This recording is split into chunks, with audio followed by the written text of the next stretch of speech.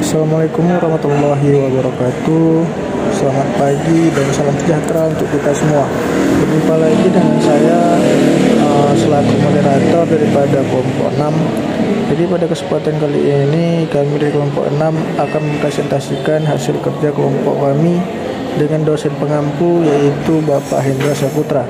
Jadi judul presentasi kami pada kali ini yaitu kewirausahaan dalam agribisnis. Sebelum itu saya akan memperkenalkan lebih dulu anggota-anggota daripada kelompok 6. Yang pertama ada Anggi Fuzina Jasboya, yang kedua ada Agung Khairul Tazri, yang ketiga ada Kamilia Manik, yang keempat ada Tri Rizaldi, yang kelima ada saya sendiri selaku moderator Muhammad Al-Sujaril, dan yang keenam ada Yuninda Febiola Nasution. Baik, untuk slide selanjutnya saya persilahkan kepada kawan sekelompok saya untuk membacakan presentasinya. Pengertian kewirausahaan. Kewirausahaan berasal dari kata entrepreneur yang berarti orang yang membeli barang dengan harga pasti meskipun orang itu belum mengetahui berapa harga barang yang akan dijual. Wirausaha sering juga disebut sebagai wiraswasta, yang artinya orang yang memiliki sifat keberanian, keutamaan, keteladanan dalam mengambil risiko yang bersumber pada kemampuan diri sendiri. Pengertian kewirausahaan dalam agribisnis. Dalam konteks bisnis, menurut Zimmer 1996 dalam Suryana 2001, kewirausahaan adalah hasil dari suatu disiplin, proses sistematis penerapan kreativitas, dan inovasi dalam memenuhi kebutuhan dan peluang di pasar. Adapun pengertian kewirausahaan secara agribisnis adalah 1. Wirausaha yang menggerakkan usaha bisnisnya dalam lingkup basis perkebunan. 2. Wirausaha yang berguna dalam subsistem usaha tani. 3. Wirausaha yang bekerja dalam subsistem pengolahan.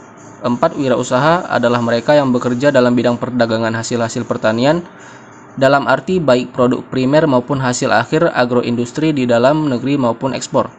5. Wirausaha yang dalam sistem jasa bagi agribisnis hulu sampai farming system dan agribisnis hilir seperti kios tani dan jasa pergudangan. Hakikat kewirausahaan. Ada 6 hakikat yang penting di kewirausahaan sebagai berikut. Yang pertama, kewirausahaan adalah suatu nilai yang diwujudkan dalam perilaku yang dijadikan dasar, sumber daya, tenaga penggerak, tujuan, siasat, kiat, proses, dan hasil bisnis. Kedua, kewirausahaan adalah suatu kemampuan untuk menciptakan sesuatu yang baru dan berbeda. Ketiga, kewirausahaan adalah suatu proses penerapan kreativitas dan inovasi dalam memecahkan persoalan dan menemukan peluang untuk memperbaiki kehidupan. Keempat, kewirausahaan adalah suatu nilai yang diperlukan untuk memulai suatu usaha atau startup phase dan perkembangan usaha. Kelima, kewirausahaan adalah suatu proses dalam mengerjakan sesuatu yang baru atau kreatif dan suatu berbeda, inovatif, yang bermanfaat memberi nilai lebih. Keenam, kewirausahaan adalah suatu menciptakan nilai tambah dengan jalan mengkombinasikan sumber-sumber melalui cara-cara baru dan membedakan untuk memenangkan persaingan.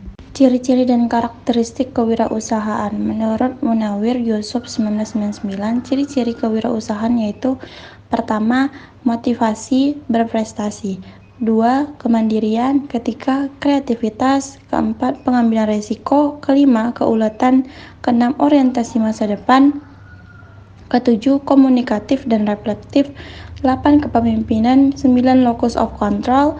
10. Perilaku instrumental. Dan 11. Penghargaan terhadap uang. Nah, kemudian kita masuk kepada peran kewirausahaan di dalam perekonomian nasional. Nah, di sini ada beberapa hal yang menjadi peran wirausaha di dalam perekonomian nasional itu. Nah, apa saja sih itu? Ini ada menciptakan, yang pertama ada menciptakan lapangan pekerjaan. Jelas saja ya, kalau kewirausahaan di dalam suatu daerah itu ada, pasti akan menciptakan lapangan pekerjaan kepada masyarakatnya. Kemudian untuk mengurangi pengangguran, jika lapangan pekerjaan sudah tercipta, pasti angka pengangguran di suatu tempat itu pasti akan menurun.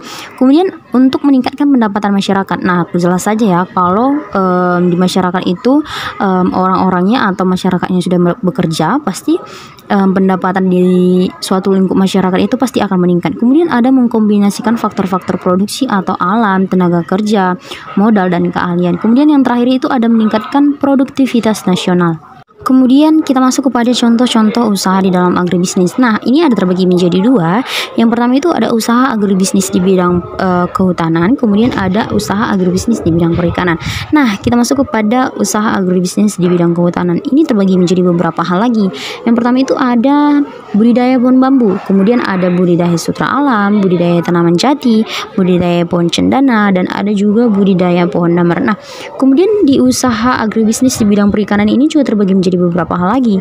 Yang pertama itu ada usaha praproduksi perikanan, kemudian ada yang kedua ada usaha pembudidayaan ikan atau aquaculture effort, kemudian yang ketiga itu ada usaha penangkapan ikan atau fishing effort, kemudian yang keempat itu ada pengelolaan ikan atau fish processing effort, kemudian yang kelima itu ada usaha pemasaran ikan atau fish marketing effort, kemudian yang keenam itu sebagai tambahan dan usaha jasa dan kelembagaan pendukung keseluruhan usaha perikanan atau rantai agribisnis perikanan. Studi kasus pada petani anggota Asosiasi Petani Tebu Rakyat di Desa Gajah, Kecamatan Ngoro, Kabupaten Jombang. Permasalahan gula nasional sudah berlangsung semenjak tahun 1970-an yang mencakup aspek produksi yang berkaitan usaha tani tebu, konsumsi, efisiensi pabrik gula, tata niaga, dan perdagangan internasional.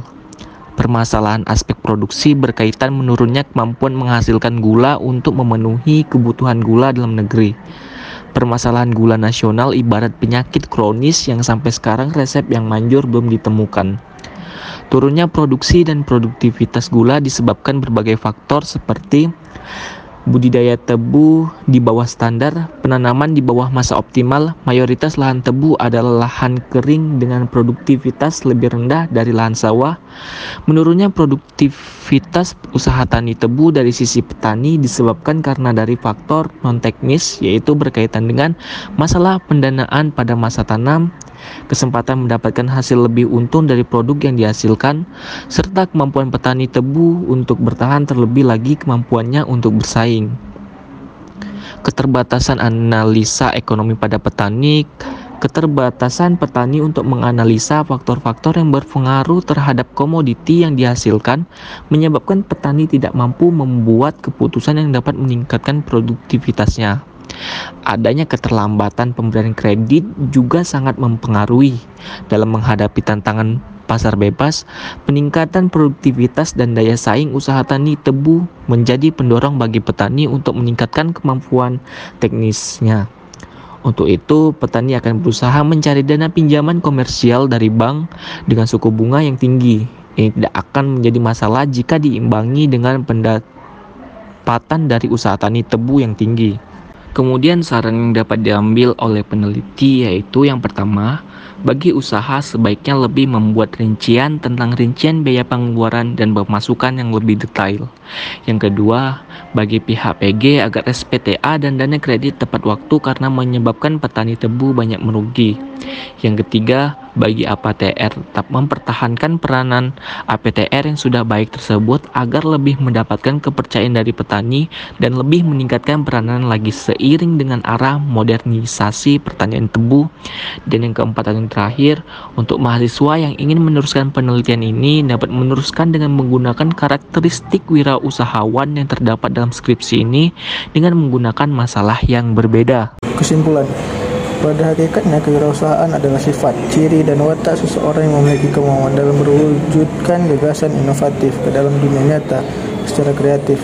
Dalam konteks bisnis, menurut Zimmerer tahun 1996 dalam Suryana 2001, kewirausahaan adalah hasil dari suatu disiplin, proses sistematis penerapan kreativitas dan inovasi dalam memenuhi kebutuhan dan peluang di pasar. Usaha di bidang agribisnis memang banyak digemari dan diusahakan, mengingat bahwa usaha di bidang agribisnis tergolong ke dalam usaha menjanjikan. Beberapa sektor usaha di bidang agribisnis yang layak untuk diusahakan contohnya yaitu sektor kehutanan dan perikanan. Banyak usaha-usaha yang dapat diusahakan di bidang kehutanan dan perikanan. Dan banyak sekali potensi usaha baik di bidang kehutanan dan perikanan yang dapat diusahakan. Usaha di bidang kehutanan sangat berpotensi untuk diusahakan mengingat bahwa Indonesia memiliki banyak hutan dan merupakan salah satu paru-paru dunia. Begitu pula dengan sektor usaha perikanan, mengingat Indonesia merupakan negara maritim yang dikelilingi oleh laut. Usaha agribisnis di bidang perikanan sangat berpotensi, baik di bidang perikanan, budidaya, perikanan tangkap, pengolahan perikanan, maupun pemasaran perikanan. Nah, jadi sekian hasil presentasi daripada kelompok 6. Apabila ada kesalahan kata kami mohon maaf, kepada Allah kami mohon ampun. Wabillahi taufiq wal hidayah. Wassalamualaikum warahmatullahi wabarakatuh. Terima kasih semuanya.